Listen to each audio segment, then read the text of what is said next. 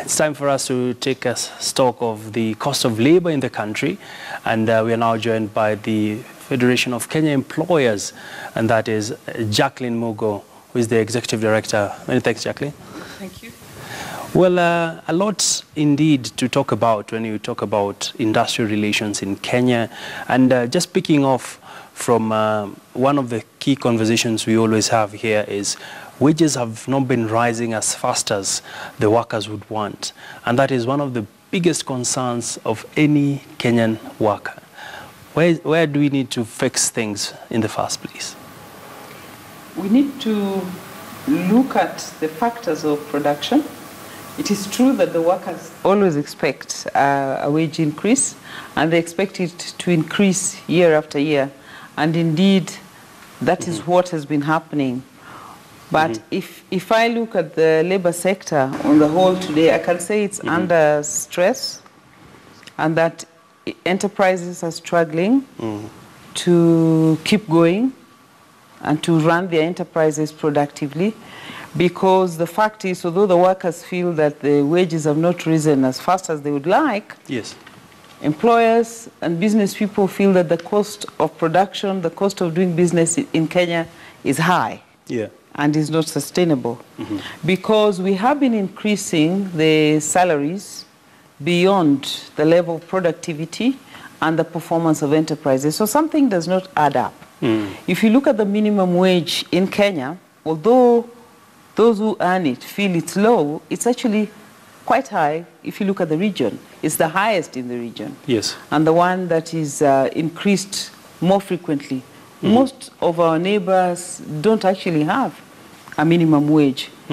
So we need to look at the determinants of the cost of doing business and address that.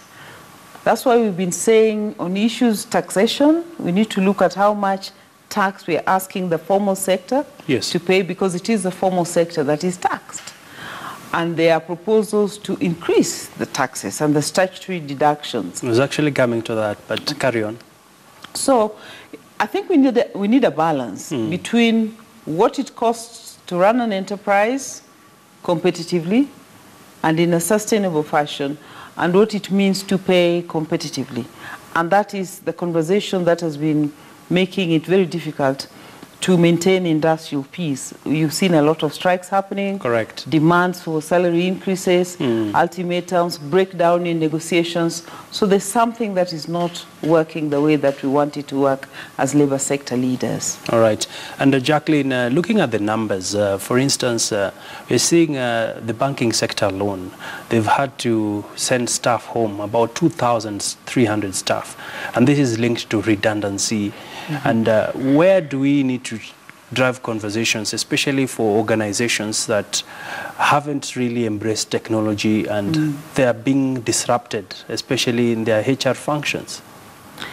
It is true the financial sector has had to declare redundancies, so has a lot of manufacturing companies, the agricultural sector, the timber sector, which has been facing a ban, so they cannot operate.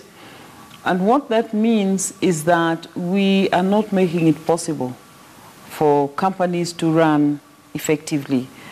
For some sectors, the issue is technology. There are changes in the way that business is done, the way that operations are run, and there are people in those enterprises who do not have the skills or the possibility of being retrained to learn those skills. And as you use more and more technology in some areas, like in the banking sector, a lot of the need for tellers and people like that has gone. So you do have to move people out of those kinds of areas. And where an employer cannot retrain you, then you are faced with a redundancy. But is it fair, really? Well, if you're running an enterprise, you can only retain the skills you need. I think employers try as much as possible to retrain people, to reallocate them, to reassign them. Where that is not possible, then you do have to let go of people because the skills they have are now outdated. I think the advancement of technology is a reality we have to face. We've been talking a lot about the future of work and the skills that are needed for that future. And although Kenya is a leading country when it comes to technology and the use of ICT, we still cannot match the rapid changes in the world. So I think some of the redundancies we are seeing are inevitable. A lot of it is a result of stress on the part of enterprises and them having to scale down the operations to stay afloat. All right. And Jacqueline, when you made your first remarks, you talked about taxes. And of course, we understand that there's a 16% VAT tax coming up from September 2nd that will be placed on petroleum products. There's, of course, the housing agenda by President Kenyatta, pushing for housing under the Big Four. And employers are divided. Perhaps let's pick it up from there on the housing, then we can talk about the petroleum products. We reacted immediately to the proposal on the housing levy and the fact that the initial idea seems to be let's tax industry to finance the good idea of providing affordable housing for Kenyans. As employers, we fully support that idea. Kenyans need housing, they need decent housing, affordable housing.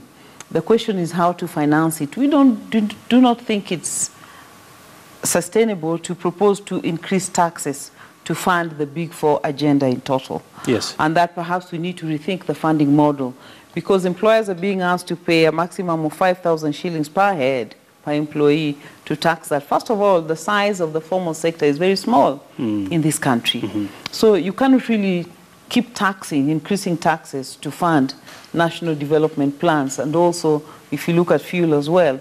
But the understanding, Jacqueline, is there was some consensus. There was no consensus. There were no consultations, so there couldn't have been consensus. All right. We were actually dealing with a matter that was already in the public domain and in the finance bill. We heard about it in the finance bill. So the consultations we had and the presentations we made were after that came. And we have met various committees. We've met the PS Housing to express our views and perhaps seek for further dialogue on how to finance the good idea of having affordable housing. But as much as employers have a challenge with this, employees are very upbeat about it. Actually, they're not. I think the workers' representatives have spoken about that. They don't think workers should be taxed to provide affordable housing, especially since it's clear that even when you contribute to that fund, there is no guarantee that the contributor will get a house.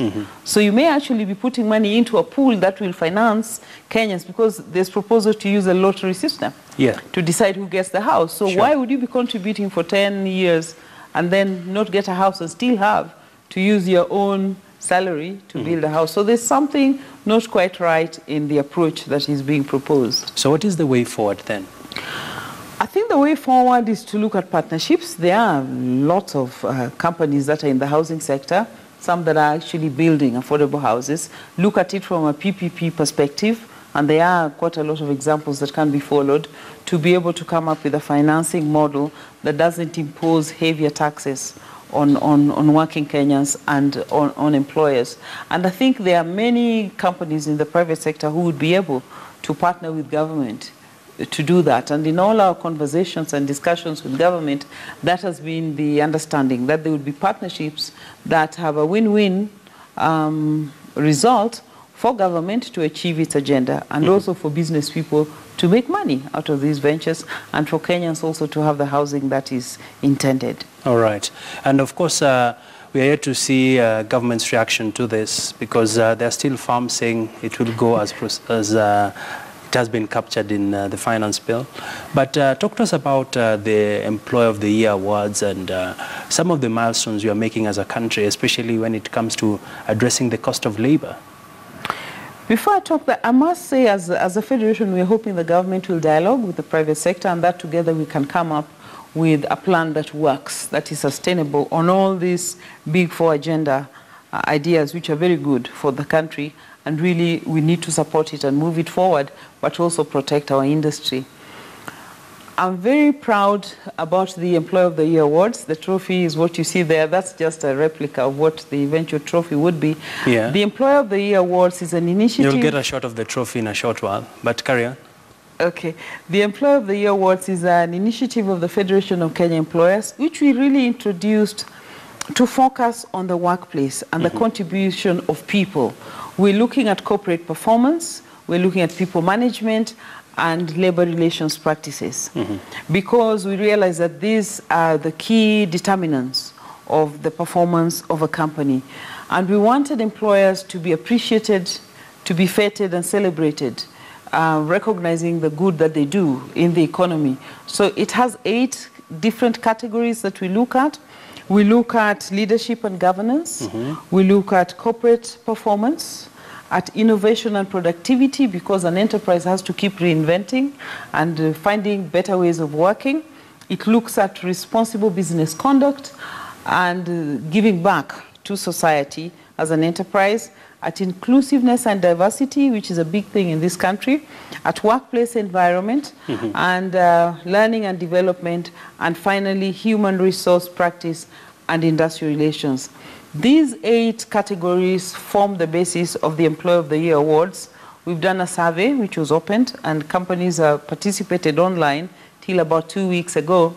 And we've been at the assessment stage, which is being done by PricewaterhouseCoopers, who've worked with us in this since we started it last year. And we hope to have the final event, which is the gala dinner, and the unveiling of the winners of each of these 8 categories on the 21st of next month of September at 6 p.m. All right. We look forward to this, and many thanks, Jacqueline. And of course, we shall be keeping you in check when it comes to the issues facing the country, and of course, matters to do with the employers. Thank you so much for your time. Thank you very much, Abi, for having me and for allowing me to speak about these issues. Thank you. Well,